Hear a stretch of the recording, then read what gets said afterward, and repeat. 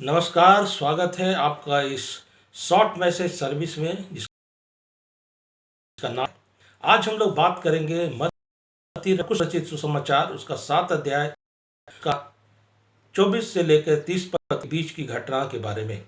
वहां पर लिखता है, यीशु मसीह एक स्थान पे था, एक घर पे रुका हुआ था और इस बात की चर्चा जब उस क्षेत्र में पहुंची तो वहां पे एक यूनानी यूनानी स्त्री आई और आकर के यीशु के चरणों में गिरी और यीशु से प्रार्थना किया कि यीशु मसीह है प्रभु, मेरी बेटी के अंदर दुष्ट आत्मा है, कृपया करके उसे निकाल दीजिए।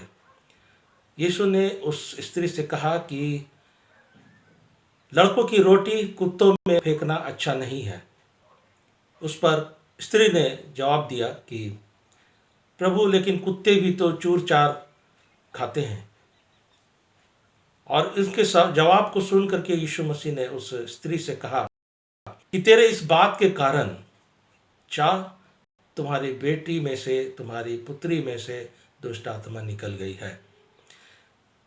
इस घटना में ये बाइबल को पढ़ते हैं तो देखते हैं कि वहां पे एक स्त्री निवेदन प्रार्थना के यीशु के पास आती है, लेकिन यीशु मसीह बड़े ही कड़वे शब्दों में उससे कहते हैं कि लड़कों की रोटी नहीं दी जाती। अर्थात उस स्त्री की तुलना एक कुत्ते से किया, परंतु उस स्त्री ने भी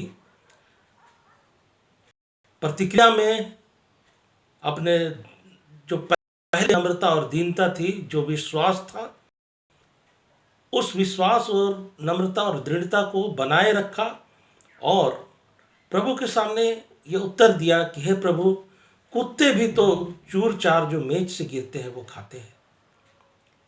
और यीशु मसीह ने उसके इस विश्वास को देखा और उसके इस विश्वास के कारण उससे कहा कि तुम्हारे इस प्रतिक्रिया, इस बात की वजह से तुम्हारी पुत्री में से दुष्ट आत्मा निकल गई। आज प्रिय मित्रों, हम और आप को यदि कोई इस प्रकार से उत्तर दे, हमारे अगुए, हमारे पास्टर हमें इस प्रकार से जब उत्तर दे, तो हम कितनी देर उनके देवड़ी पे खड़े रह सकते हैं या कितनी देर उनके समक्ष हम खड़े रह सकते हैं।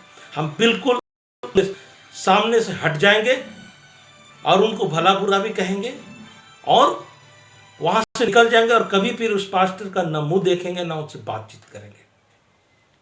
लेकिन प्रिय मित्रों, यह हम विश्वासियों को समझना चाहिए कि प्रभु का कार्य कैसा है।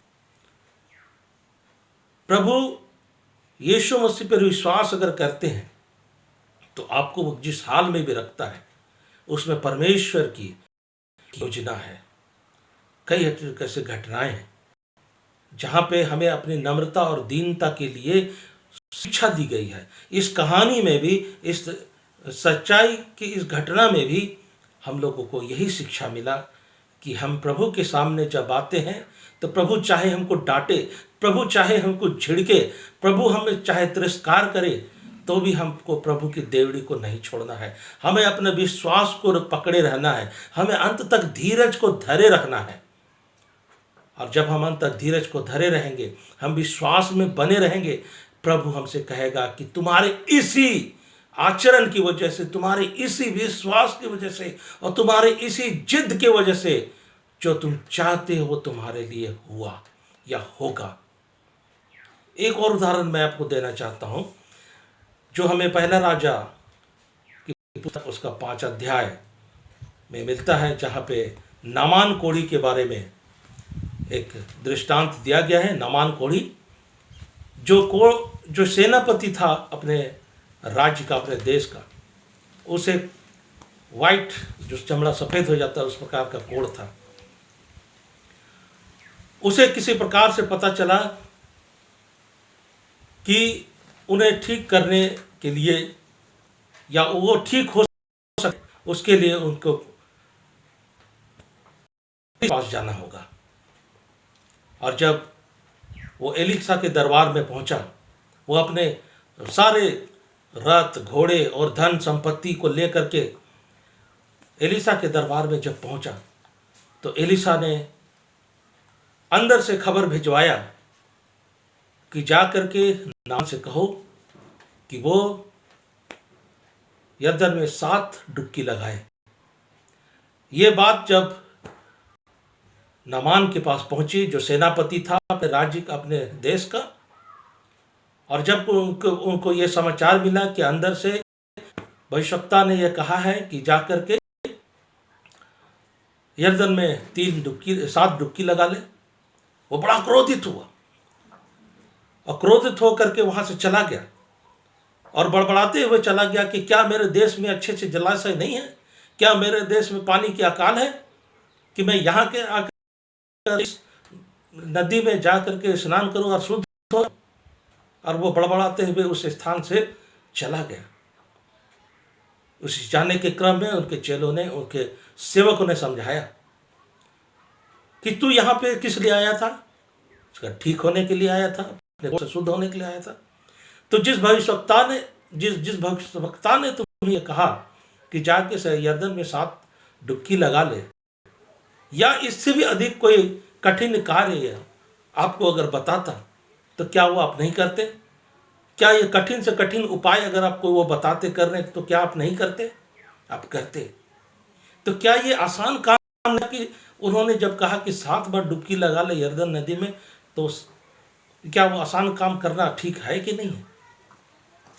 इस पर नामान तुरंत जा करके उस यरदन में 7 डुबकी लगाता है, और जैसे ही पानी से बाहर आता है तो देखता है कि वो जो है, उसका शरीर जो है, जो कोढ़ से ग्रसित था, और वो एक अच्छे बालक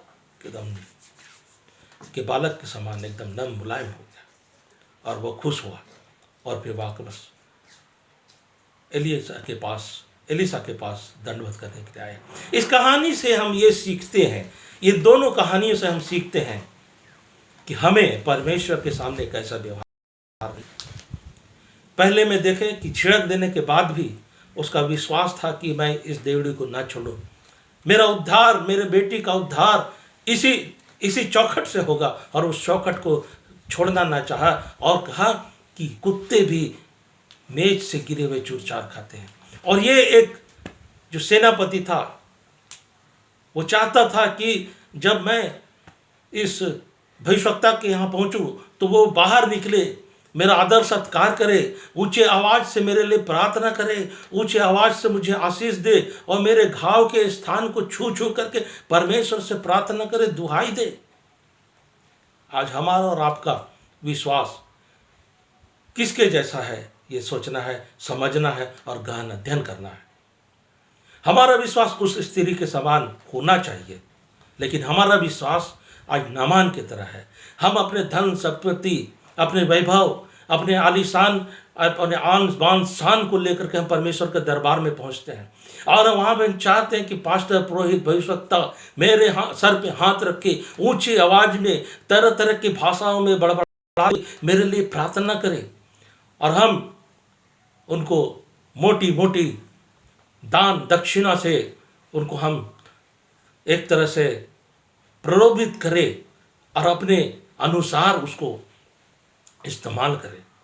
आज ज़्यादातर मैं कई स्थानों में देखता हूँ इसी प्रकार के, क्या बपतिस्मा पाए हुए लोग, क्या उद्धार पाए हुए लोग, क्या नए लोग, सारे लोग इसी प्रकार की आशा लेकर के परमेश्वर के भक्तों के पास उपस्थित होते हैं कि वे उनके सर पर हाथ रख के बड़े बड़े चिल्ला चिल्ला करके उनके लिए प्रार्थना करें ताकि उनका उद्धार हो, ना कि उस स्त्री के समान नम्र और दीन हो के खुद घुटने टेक करके अभी अपने प्रभु के सामने बैठ करके प्रार्थना के द्वारा से अपने आप के लिए उद्धार मांगे।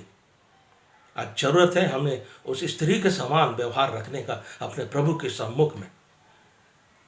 लेकिन आज हम नामान की तरह शान बान आन के साथ परमेश्वर के मंदिर में परमेश्वर के भक्तों के सामने उपस्थित होते हैं और अपने वैभव के दम पर परमेश्वर के राज्य को पाना चाहते हैं, उद्धार पाना चाहते हैं, चंगाई पाना चाहते हैं। प्रिय मित्रों, आज के दिन अगर इस प्रकार से, जिस प्रकार से उस स्त्री को यीशु मसीह ने जिस प्रकार से उसको प्रत्युत्तर दिया, आज आपका अगुवा, आज आपका पास्टर अगर इस प्रकार से आपको शिक्षित करने के लिए आपको परमेश्वर के नज़दीक लाने के लिए या आपके विश्वास को परखने के लिए कभी इस तरह की ऊंची बात या ऊंची आवाज़ में ये बात कह दे, आप तुरंत पास्टर को बदल देते हैं, आप अपने कलीसिया को बदल देते हैं, आप अपने अनुसार पास्टर को खरीदना चाहते हैं, आप अपने अनुसार प्रचारकों को इस्तेमाल करना चाहते हैं, आप अपने धन और संपत्ति और वैभव और चंदा के बल पर परमेश्वर के भक्त को अपने सामने झुकाना चाहते हैं। आप चाहते हैं कि वो आपके लिए बाहर आए, ना कि आप उसके अंदर उनके पास जाएं। आप चाहते हैं कि वो आपके पास आए और ऊंची आवाज में आपके लिए प्रार्थना करें, आपके सर पे हाथ रख के प्रार्थना करें। प्रिय मित्रों, अपने विश्वास को परखिए और उस विश्वास को परखने के द्वारा से आप नम्र और दीन बने, क्योंकि मत्ती एक अध्याय में ये लिखा है कि धन्य है वे जो मन दीन है, क्योंकि वह स्वर्ग को देखेंगे। यदि आप स्वर्ग को देखना चाहते हैं, स्वर्ग का राज्य को में देखना चाहते हैं, तो नम्र बने, दीन बने और परमेश्वर के सम्मुख में हमेशा हमेशा के लिए अपने आप को घुटनों में रखें और जैसा वो चाहता है आपके साथ वैसा होने दें। चाहे वो आपको डांटे, चाहे वो आपको देवड़ी में अपने दरवाजे पे चौखट पे खड़ा रखे, आप खड़े रहिए, अंत तक धीरज धरिए और देखिए परमेश्वर आपके लिए क्या करता है। प्रिय मित्रों, नम्रता और दीनता के साथ परमेश्वर पर विश्वास रखें। इस छोटे से मैसेज के द्वारा से परमेश्वर आपके जीवन में, आपके परिवार में बहुतायत की आशीष को बनाए रखे। प्रभु आप सबों को आशीष प्रदान करे। आमीन।